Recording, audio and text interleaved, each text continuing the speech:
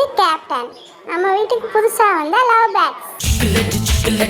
குருவி ரோட்டுல நடந்தா கொட்டு மருவி கட்டலட்டு கட்டலட்டு கண்ணந்தழவி காத்துல பறந்தா கொஞ்சம் நழுவி நீ சிரிச்சதும் இப்ப எனக்கு வீரடிச்சது போற ஏக்கு கூத்து நடக்குது பொட்டு கொள்ளத்தான் குருவி தவிக்குது தொட்டு கொள்ளத்தான் கூத்து நடக்குது பொட்டு கொள்ளத்தான் குருவி தவிக்குது